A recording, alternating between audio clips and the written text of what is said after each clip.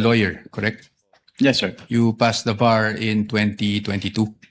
2023 po. 2023. Okay, I stand corrected. And Mr. Wamil, you also testified yesterday during your direct examination that you were part of the team that audited the OVP and DepEd confidential funds. Is that correct?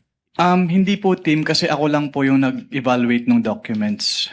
Ikaw mismo, basically nag-evaluate ng documents. Tama po ba? Yes po, sir. Okay, just so maintindihan lang namin how ICFAO conducts its audit.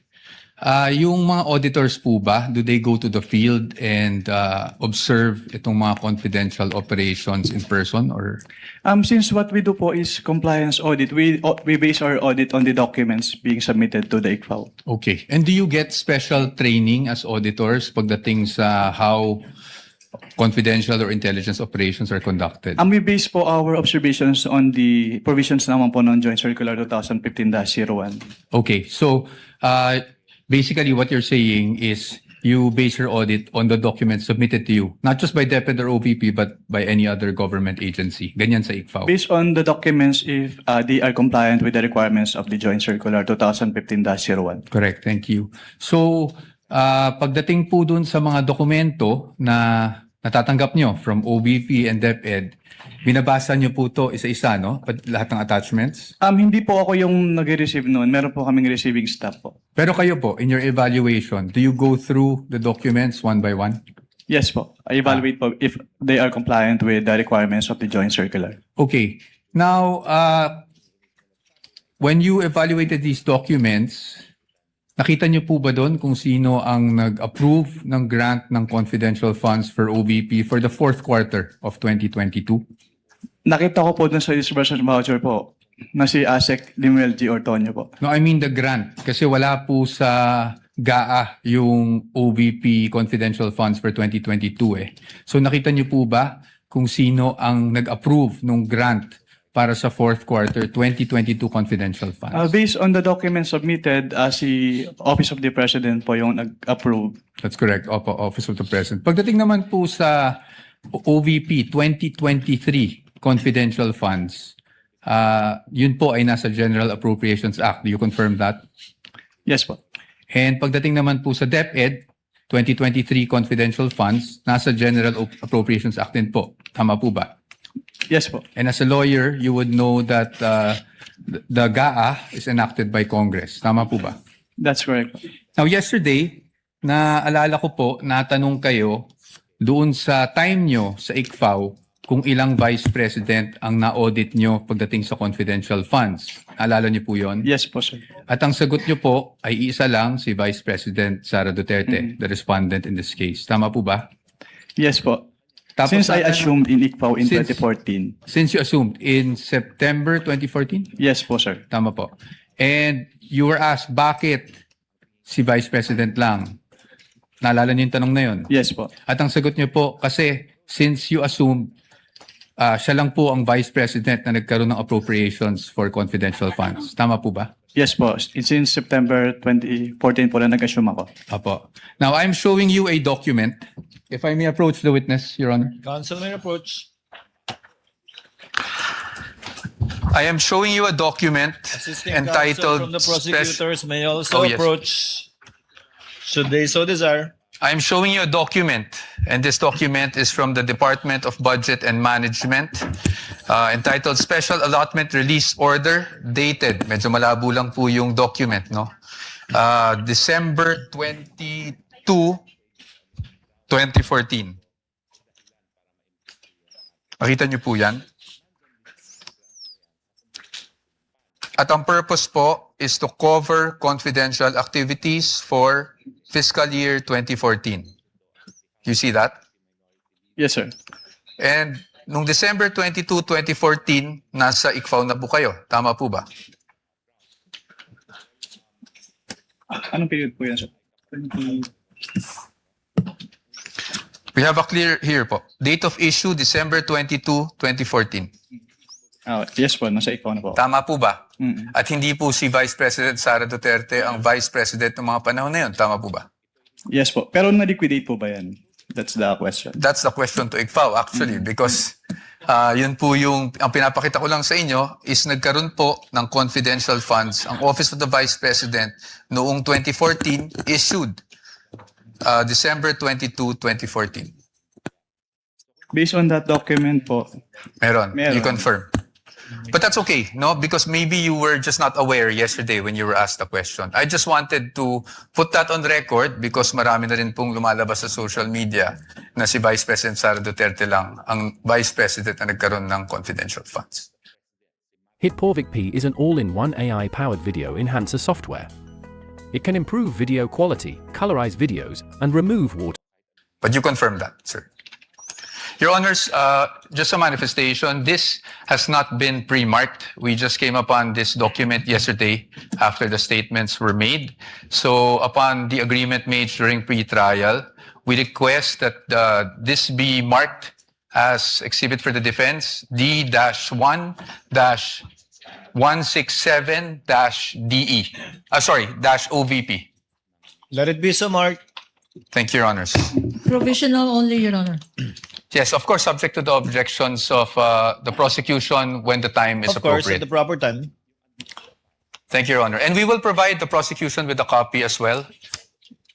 Kindly Maybe do no- that after, perhaps later on, after the trial, or now too, so that it can be made a subject matter of redirect should the counsel for the panel of prosecutors. Medyo malabo. Sorry, sir. I can give you Photocopy. just a photo. We would like to manifest that this is just a printout, Your Honor, and a photocopy that we retrieved from the Office of the Vice President. Noted.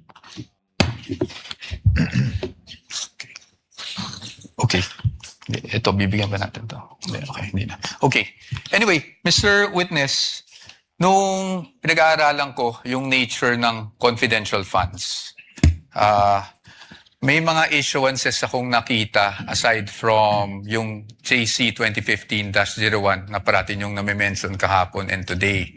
And that is COA Circular 92-985. Yun po ba ay familiar sa inyo? can you repeat? I can give you a copy. Your Honor, I am giving the witness a copy of a document entitled Commission on Audit Circular Number 92-385 dated October 21, 1992. For the reference of the court, this was marked as Exhibit D-1-155.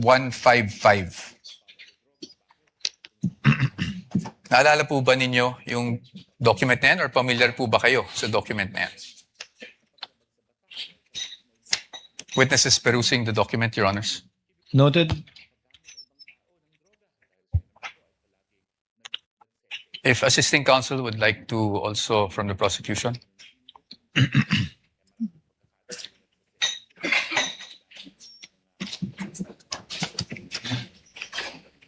Witness will please answer. Are you familiar with that document? I am not familiar po with that document. Okay. That's okay. Meron lang po ditong whereas clauses. I won't ask you about the entire document anyway. Meron lang po ditong whereas clauses on the first page. Can you see that, Mr. Witness? Whereas clauses. I would just want you to read the fourth whereas clause. Ito pa.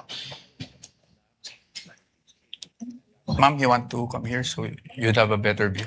Just the fourth whereas clause. Can you please read that out loud for the record? Attorney Capunan, it's also flashed on the screen.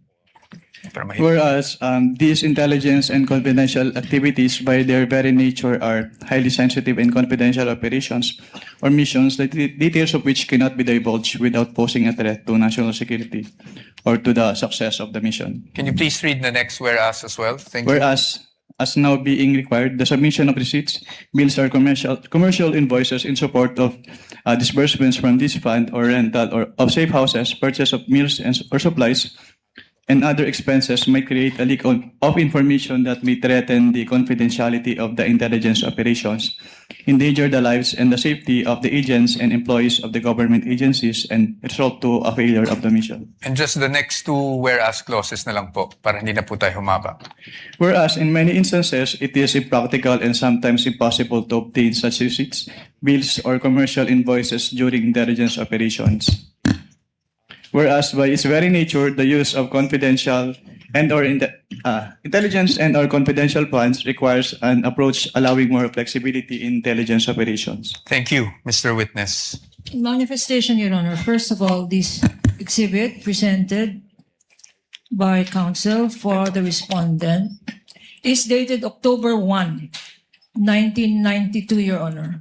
Whereas the joint circular cited as basis by this witness, Your Honor, is dated 2015, Your Honor. There is no indication here.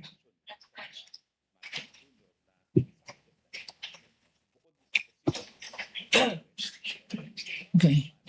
There is an indication here, Your Honor, that all issuances Joint circular. Repeating inconsistent clause. herewith are hereby amended or revoked accordingly. Similar provision, Your Honor, by way of manifestation. The joint circular. Can I see? Is likewise Your Honor, mentioned in the Joint Circular 2015. Observation for the record that 2015 supersedes this circular cited by counsel for respondent, which is dated 1992, Your Honor. For the record. Noted. Thank you, Your Honor. Proceed. But again, we'd like just a counter manifestation that the repealing clause under JC 2015-01 states, and I quote, all circulars, memoranda, rules, regulations, and other issuance inconsistent herewith are deemed repealed and superseded accordingly. So the repealing clause in 2015-1 did not specify COA Circular 92-8985. Precisely our point, Your Honor. Your Honor, please counter manifestation. Of course, Counsel. Counsel read the literal meaning, Your Honor, but the substantive meaning is all circulars are deemed repealed and superseded accordingly. His interpretation, my interpretation, but no interpretation needed, Your Honor. 9.0 is expressed. All are repealed and superseded as manifestation. And this, the difference between Joint Circular 2015, Your Honor, it has been identified, authenticated, and testified to by this witness. This circular that they are citing, Your Honor, 1992, has not been identified. We don't know its due existence. We don't know the circumstances surrounding this document. And therefore, they're covered by the original document rule. Produce the original, since you don't have a witness who has testified as to its existence, due execution, and least of all, its contents, Your Honor.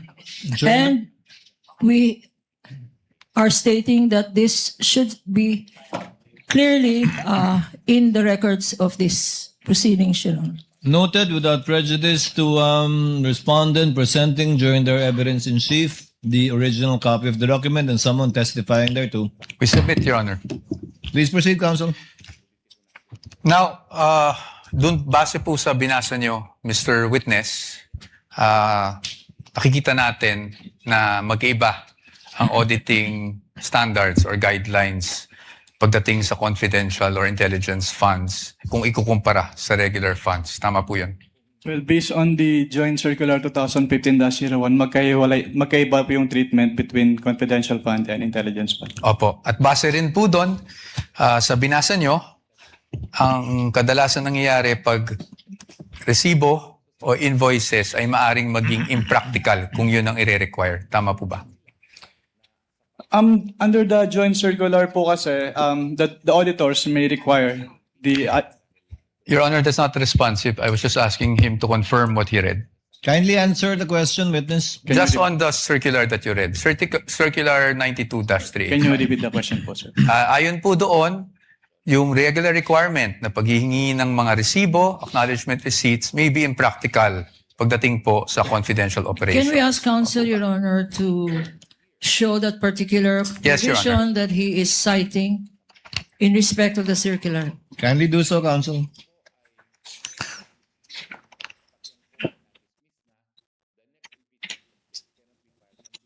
Tama po ba? Ang sabi po dito ay during intelligence operations. Yes, tama po ba? As stated po dito, during intelligence operations. Okay. Thank you. Well, I'll accept that answer, Your Honor. Now, punta naman po tayo doon sa nature ng confidential operations, no? You would agree with me na pagdating po sa confidential operations, delikado po pag nagkakaroon ng leak of information. Tama po ba? Can you repeat your question? Delikado po kung magkaroon ng leak ng mga information na nakukuha patay sa isang confidential operation. Tama Given po the ba? classified nature of, Misleading, Your Honor. I I'm think just the asking witness- for I his think the opinion. witness would have been able to answer. Witness may answer. given the classified nature Yes. of the confidential fund.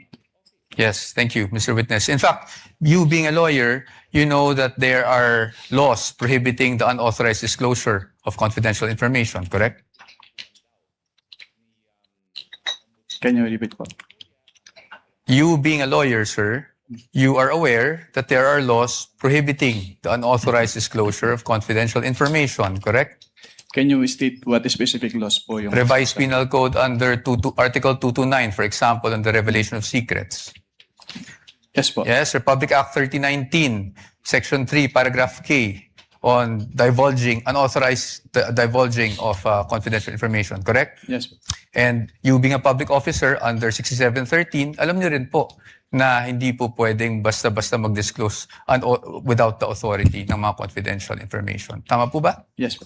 Okay, so batay po dito, pinapahalagan po talaga ang confidentiality pagdating sa mga classified information na ito. Tama po ba? You would agree with me?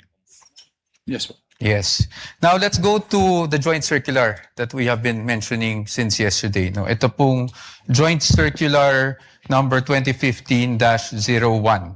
And I'm referring to the circular with which we have pre-marked as D-1-136 for the defense, Your Honors. And I think we will be flashing that on the screen as well. Ito naman po yung pag-usapan natin.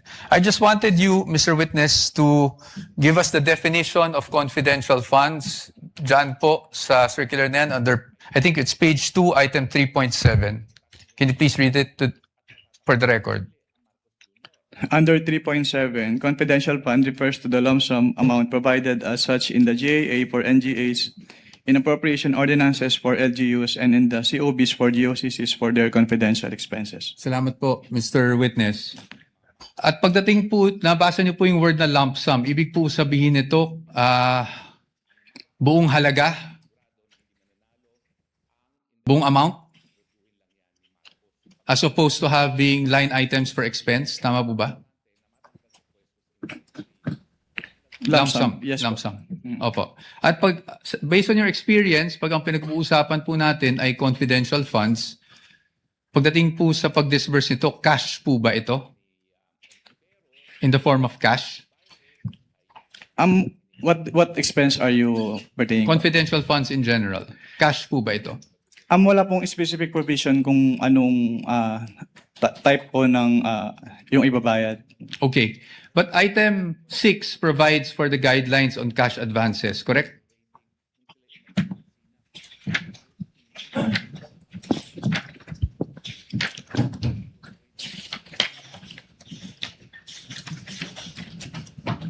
Based on this document po, yes po. Yes po. And I refer you now to item 6.1.2. Diyan po, sinasabi po ng provision na yan na ang maaari lang mag-avail ng cash advance pagdating sa confidential funds ay ang isang designated bonded special disbursing officer or SDO, or kung wala mang ganong designated SDO ay ang head of agency, correct? Yes po. At kanina po, sabi nyo, binasa nyo bawat pahina noong mga sinabmite sa inyo ng DepEd at OVP for their liquidation reports. Tama po ba? Yes po. At you would be aware na ang STO po para po sa OVP ay si Ms. Gina Acosta. Tama po ba? Based on the documents submitted, yes po. Yes, thank you. At pagdating naman po sa DepEd, Mr. Witness, ang SDO po ay si Mr. Edward Fajarda. Tama po ba? Based on the documents submitted po, yes po. Yes. So based on that, Tama rin po ba na sila ang maging payees ng mga cheque na inilabas ng DepEd para sa cash advance? Yes po. Tama po. At tama rin po na silang nag-encash ng mga cheque dahil silang payee. Tama Yes po. Yes po. Yes. So they complied with 6.1.2, correct? What do you mean complied po? Complied with the requirements of 6.1.2 na ang SDO po ang kumuha ng cash advance at siya po nag-encash ng cheque. Your Honor, please misleading. That's not the only requirement in 6.1.1. 6.1.2, Your Honor. There are other requirements here. Can counsel be specific? I'm just asking, Because- Your Honor. This is a blanket, he is saying, and so therefore, there is compliance here. I'm In asking- particular. Thank you. I appreciate po What does the... counsel for respondents say? I appreciate naman po the objection of the good counsel. So I will be more specific. Tama po, nag-comply po na ang SDO ang payee sa cheque at ang SDO po ang nag-encash. Yun lang po. Just on that part.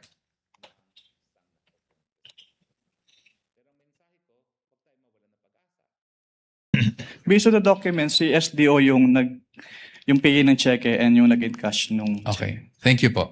Now, I'll refer you to item 6.1.5 of the joint circular. Can you please read just the first sentence of that provision?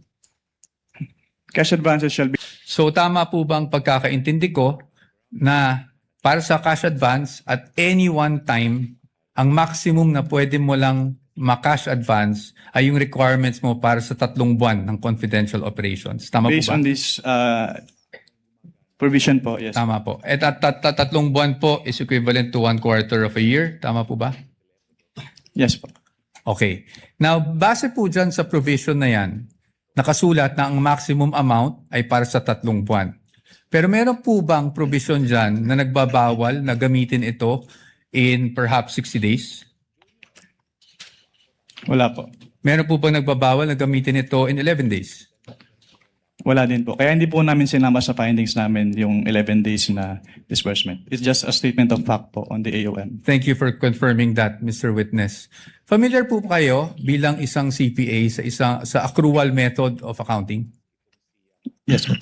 Can you just, in simple terms, because I'm not even a CPA, just give us a glimpse kung ano ibig sabihin. Ano ba ang accrual method of accounting? Kapag sinabing accrual method of accounting, yung expenses ay ni-record upon incurrence, not upon payment. Opo. Okay. So, dito po ba, pwede po ba yung parang I'm just a simple-minded person? Parang buy now, pay later? Ganon? Wala po yan sa joint circular, so I am not authorized to It's okay. answer that question. I will leave it at that. Punta na lang po tayo sa liquidation. Sa liquidation po, under the joint circular, that's under 6.2.2, correct?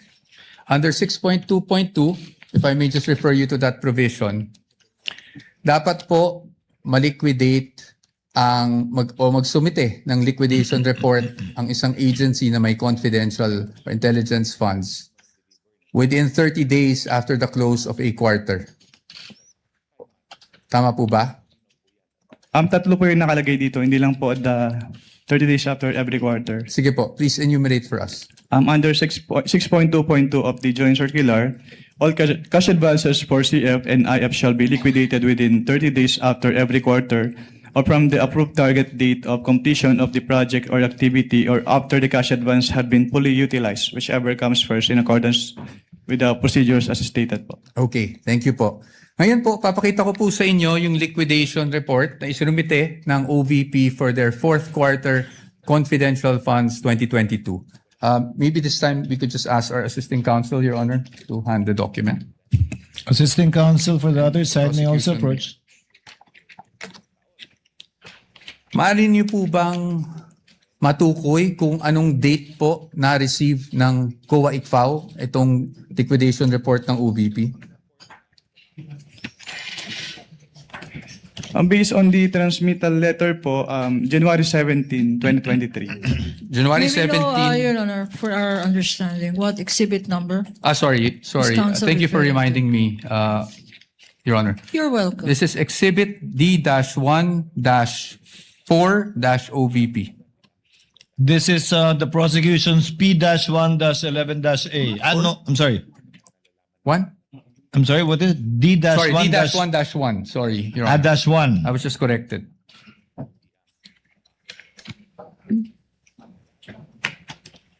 Counsel, Your may Honor, proceed. for the record, this is not a common exhibit, Your Honor.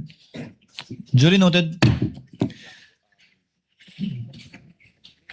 Now, base po sa date na nabasa nyo, compliant po ba na within the 30-day period ay nakapag-submit sila? Yung act lang po ng pag-submission, na pag-submit rather, ng liquidation report.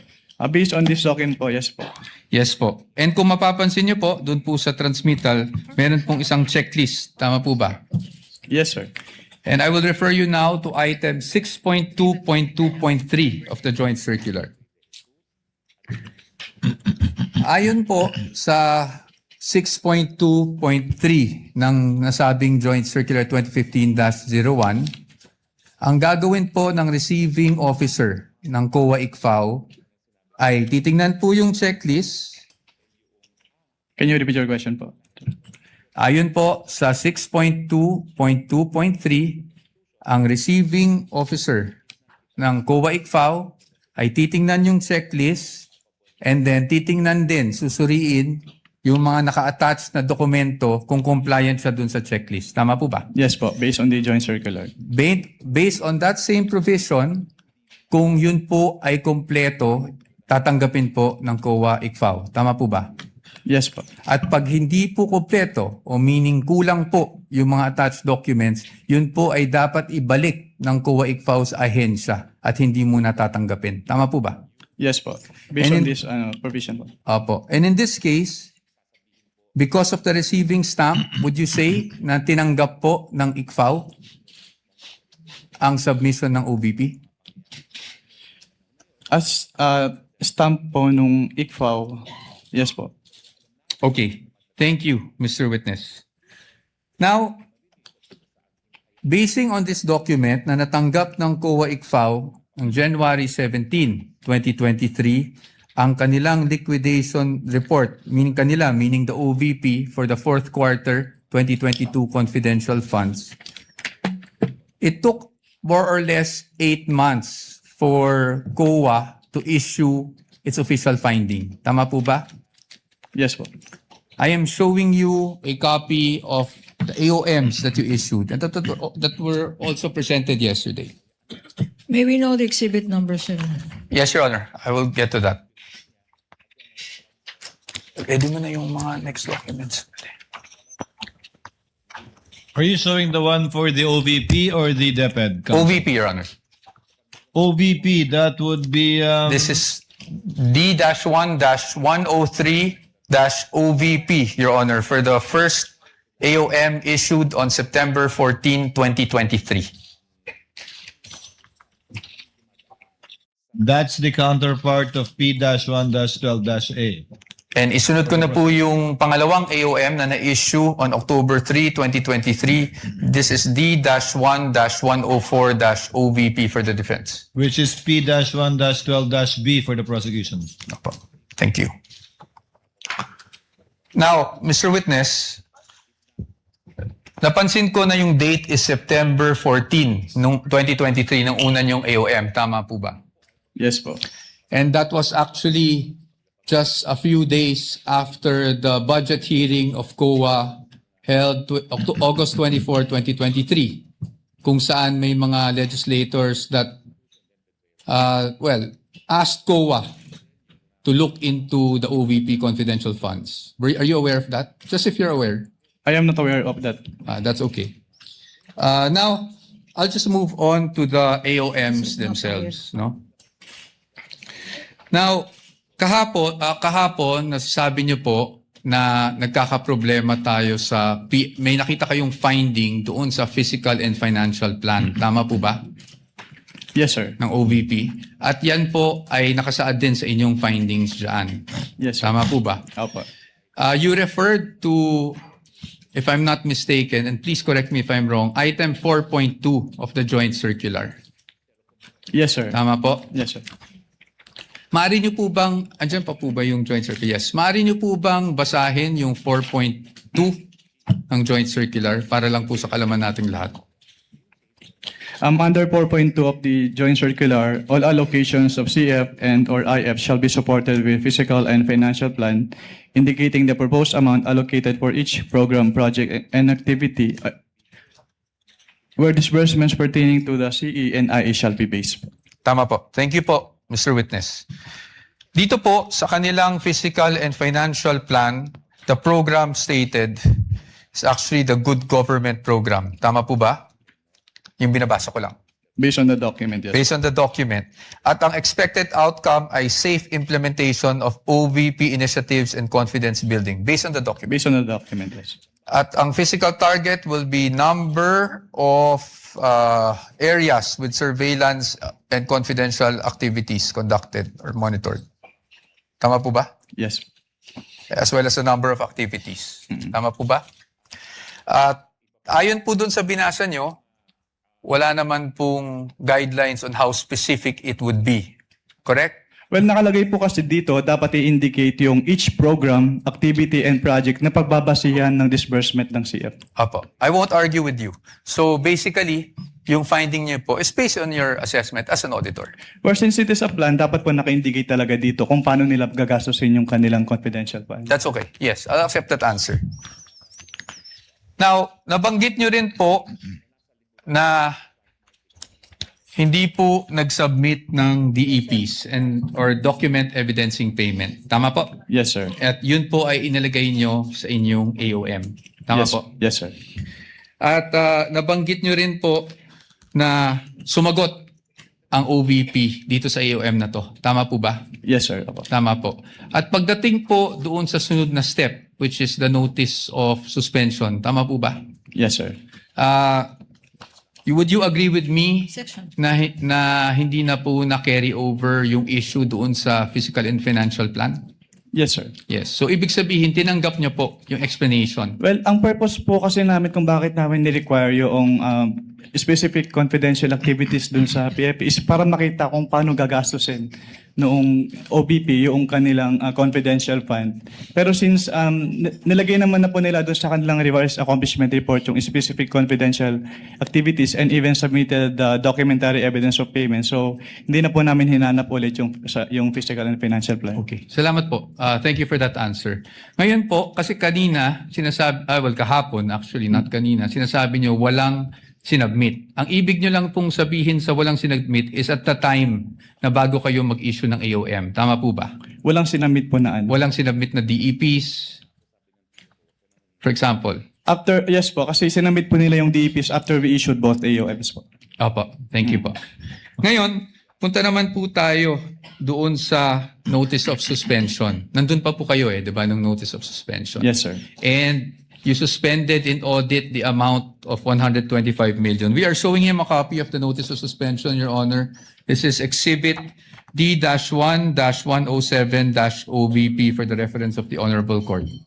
NP-1-13-A on the part of the prosecution. Okay. So, dito po, as you mentioned earlier, you were satisfied with already the submission of the accomplishment report ng OVP. That's why nawala na po yung issue sa physical and financial. Hindi po ako satisfied dahil compliant yung accomplishment report nila, kundi dahil nilagay lang nila yung specific confidential activities na pinagamitan ng kanilang pondo. Opo. So, nawala na po yung sa PFP na finding sa AOM. Based on the, yes po. Based on the NS. Tama po ba? Yes, sir. Okay, thank you. Ngayon, pagdating dito sa notice of suspension, I just wanted to focus on doon sa documentary evidencing success pagdating sa rewards. Yes, sir. Nabanggit nyo po, this is 4.8.5 paragraph B specifically of the joint circular, correct? Yes, sir. And yun din po yung nakasaad dito sa notice of suspension na reference, meaning the provision of the JC. Yes, sir. Specified. Yes. At nabanggit nyo rin po kahapon na wala pong guidelines specifically under 4.8.5 that shows how specific you should be in terms of the documents evidencing success. Tama Wala po ba? po akong na-mention na walang specific guidelines po. Ang sabi ko lang, hindi sinabi kung anong specific document yung hinihingi. Wala, may sinabi ko po kayong walang prescribed format, basically.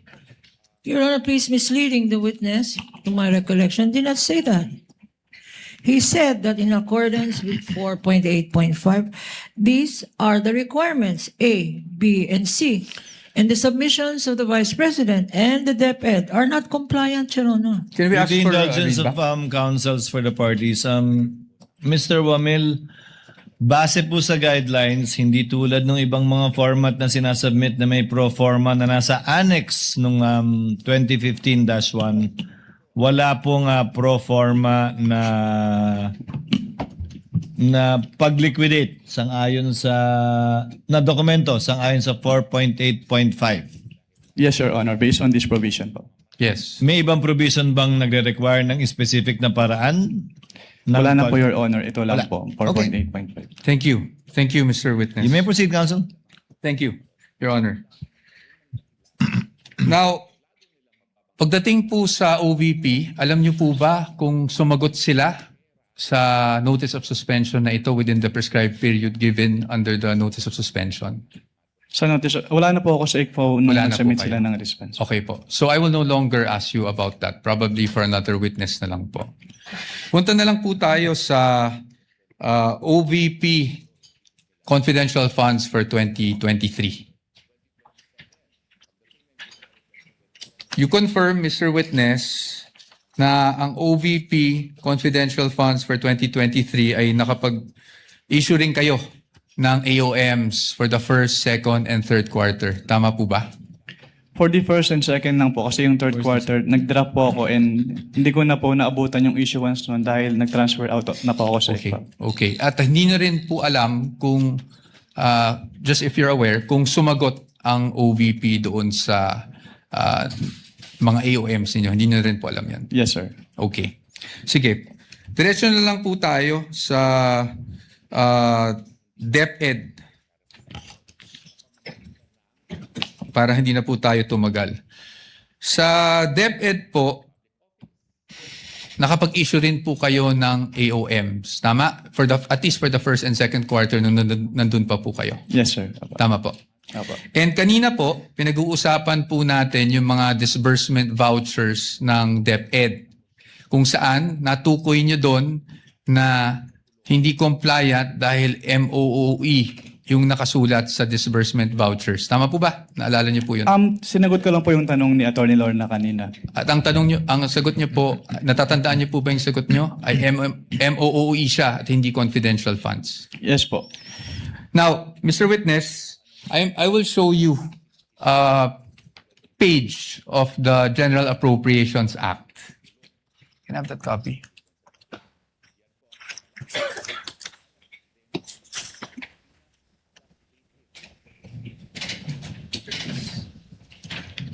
And for reference, Your Honors, this is Exhibit D-1-14-DE, Your Honors. And D-1-42-DE for the defense. Counsel may approach the witness as well as counsel for the panel of prosecutors. Ito lang, ma'am. Titignan ko.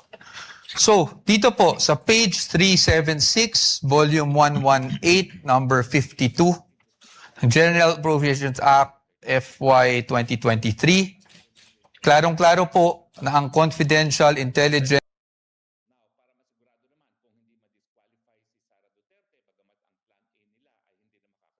and extraordinary expenses is under maintenance and other operating expenses, which is the MOOE. Pero if I may clarify lang po kasi, Yes po. yung MOOE kasi is very broad. So Yes hindi po. lang confidential fund yung covered niya. Apo, we will get to that, Your Honor. Your Honor, please. DV. Saan nakasulat? Apo. Thank you.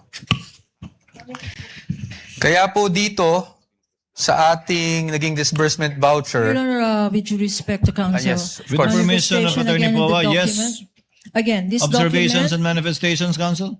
Your Honor, this document violates the original document rule. First, it is a photocopy. It is not even a photocopy of anything that is certified, Your Honor.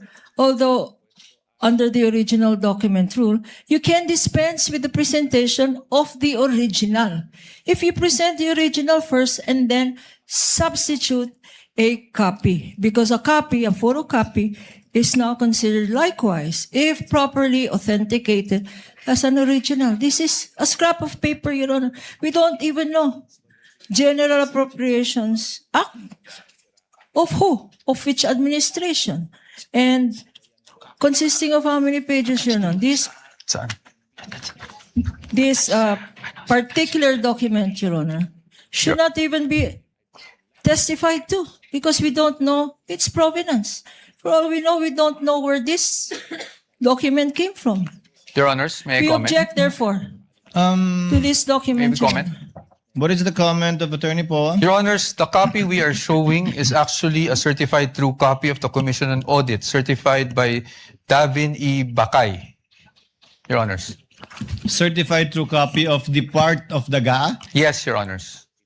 Anyway, Counsel, we will be ruling on the admissibility of these documents when the formal offer is made after the presentation of evidence in chief by the respondents. We submit, Your Honor, but as another observation, Your Honor, we are aware, I think counsel is aware, that if you produce and you ask questions on a portion of a document, then you are compelled to produce the whole document, Your Honor. We want this on file. Produce the whole GAA. For all we know, Your Honor, there may be provisions in that GAA which contradicts the provision he's saying. So he is compelled under the rules, Your Honor. In addition to the rules of admissibility, he is compelled